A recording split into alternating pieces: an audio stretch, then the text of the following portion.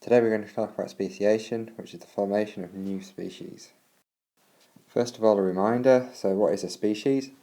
It's a group of individuals that share similar genes that can reproduce and produce fertile offspring. So members of one species have the same gene pool, so they have identical genes, they have different alleles due to mutation, but have the same genes. So some organisms that are closely related can reproduce with each other, but the key thing is if they don't produce fertile offspring, like the sea donk, then they're not the same species.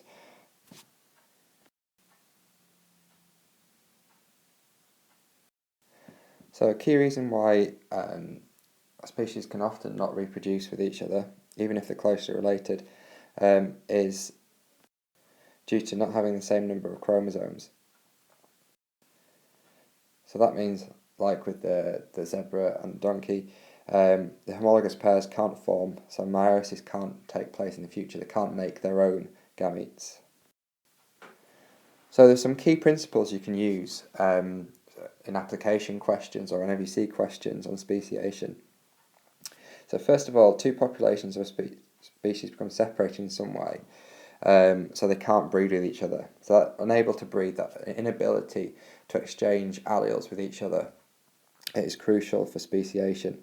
So key points. First of all, you've got to have reproductive isolation. So there's no gene flow between two populations, so gene pools are isolated.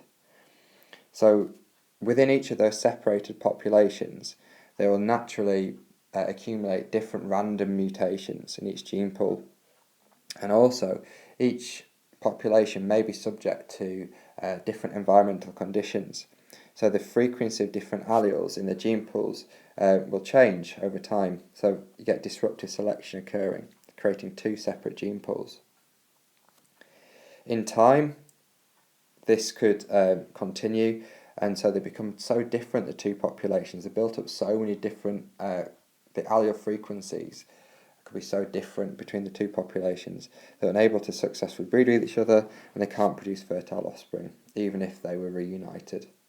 So they become separate species with their own gene pool. So there are two types of speciation you need to know about. So allopatric speciation, so that's reproductive isolation caused by geographical isolation. So it could be an ocean or a mountain range that's formed. So here's a mark scheme to a long answer question. There was supposed to be bullet points in here when I made the slide, but they seem to have disappeared. So allopatric speciation, so in this picture here you can see there's a geographical barrier that's separating these two populations of snails. So we've had geographical isolation that's occurred. They're now reproductively isolated. There can be no gene flow between these two populations. There might be different food sources on both sides of the divide, so have different selection pressures. There's different things deciding whether they survive or not. And each of these populations, there'll be different random mutations occur in each of those populations. So the organisms that are more adapted to survive here could be different to those in that population.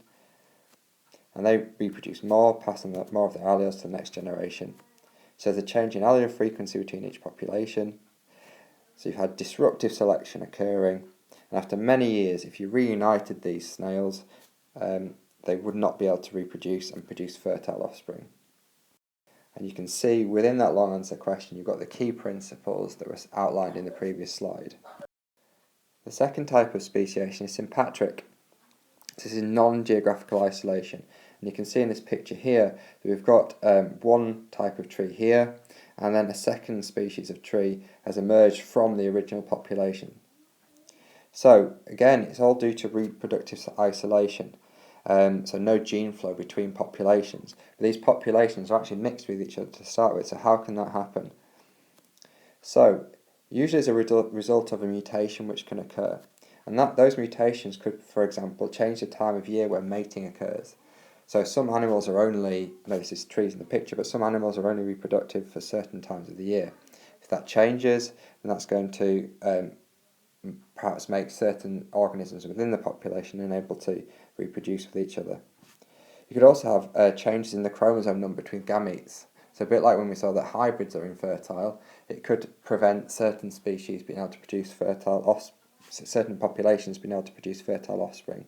So only those with the same number of chromosomes in the gametes could produce fertile offspring. We've seen examples with birds, for example, with courtship behaviour, and the importance that is a precursor to successful mating. If you have mutations which result in changes in courtship behaviour, then only those with the same courtship behaviour would respond and reproduce. And also you can have mechanical. So when looking at the question, you have to decide whether it's allopatric or sympatric speciation. And both will cause reproductive isolation. But is it through geography, like a mountain range, or an ocean or a river or something separating two populations? Or does that reproductive isolation occur in a different way, and the two populations are still surrounding each other? If you'd like to watch a video explaining the two processes as well, there's a short one here, you can follow the link.